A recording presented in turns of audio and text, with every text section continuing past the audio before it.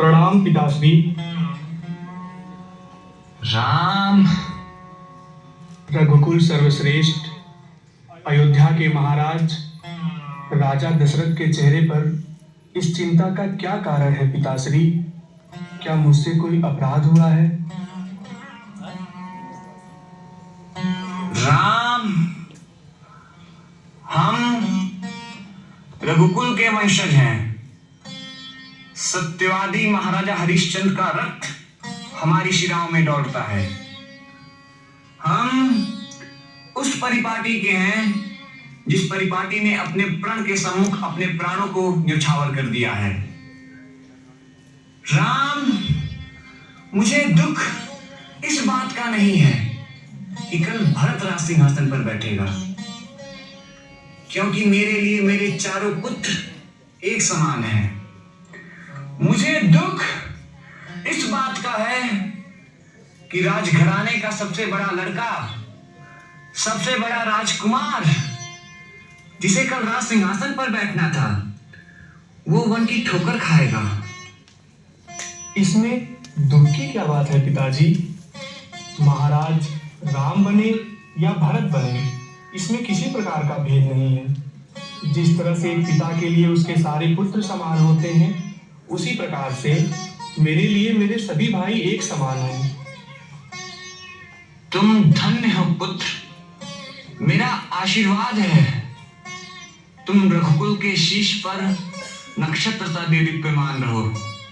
विधान तुम्हारा मार्ग प्रशस्त करे। मेरा प्रणाम स्वीकार करें पिताजी।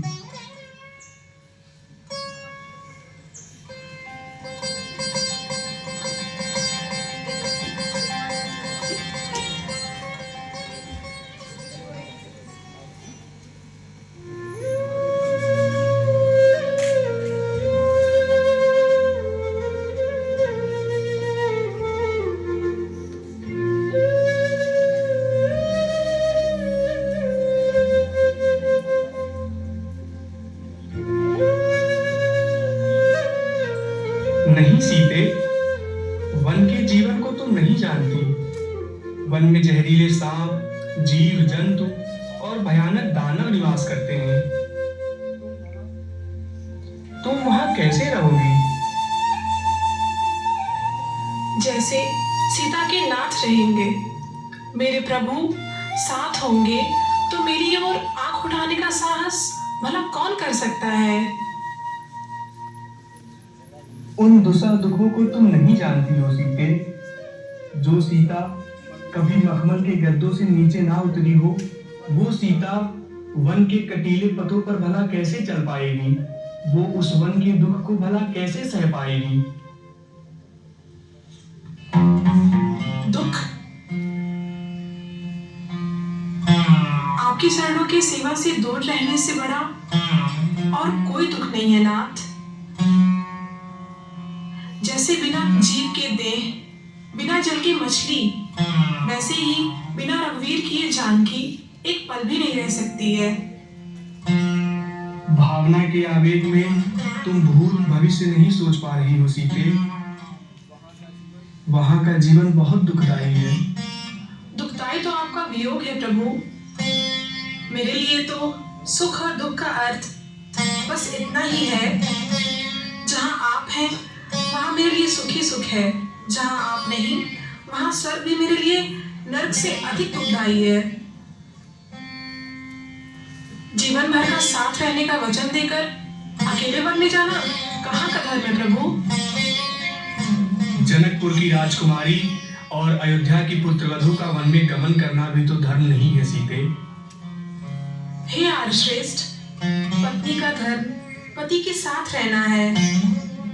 माता पिता, भाई बहन सारे रिश्ते पीछे रह जाते हैं। केवल स्त्री स्वामी के भाव का अनुसरण करती है प्रभु। सीते, अगर तुम इतना हट कर रही हो तो मैं तुम्हें अपने साथ अवश्य ले चलूंगा। प्रभु नहीं सीते, तुम्हारा स्थान मेरे चरणों में नहीं, मेरे हृदय में है।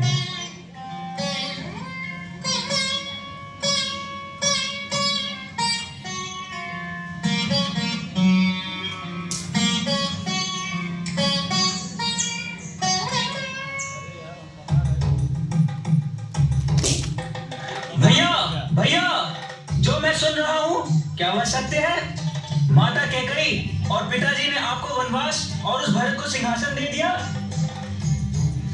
मेरे रहते हुए आपके अधिकारों का हनन हो, ऐसा कदापि नहीं हो सकता। मेरा धनुष कोई शोभा की वस्तु नहीं है। मैं इस धनुष से महाराज की चतुरंगिणी सेना का अकेले ही सामना कर सकता हूँ। धैर्य धरो लक्ष्मण, तुम किस अधिकार की बात करते हो? क्या राम और भरत में कोई भेद है? भैया, मैं कुछ भी नहीं जानता।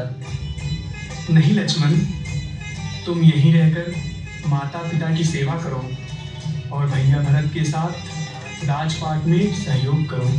भैया, क्या आपने कभी सूर्य को पश्चिम से उगते देखा है? नहीं ना? तो भला लक्ष्मण आग से अलग कैसे रह सकता है? तो तुम क्या चाहते हो लक्ष्मण?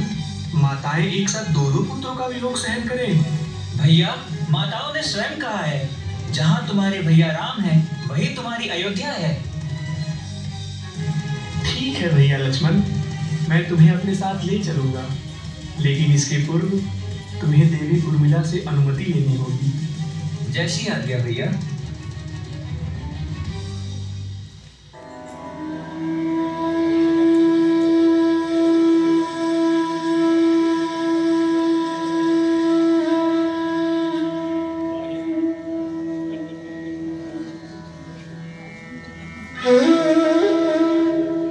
उर्मी, तुम इतनी उदास क्यों बैठी हो?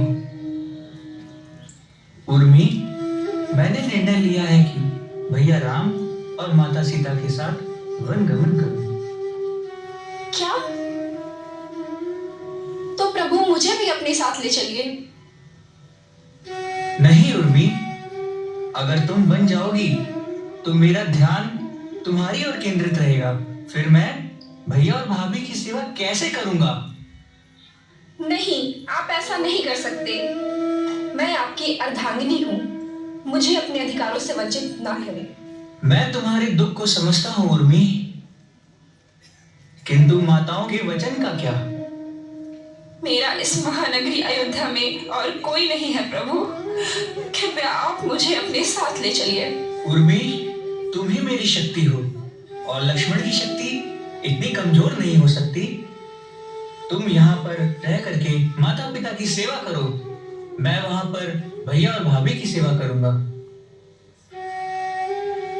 नाथ, अगर आपने अपने उर्मी के लिए यही सुनिश्चित किया है, तो मैं यहाँ रहकर अपने पत्नी धर्म तथा पुत्र वधु धर्म का पालन करूंगी।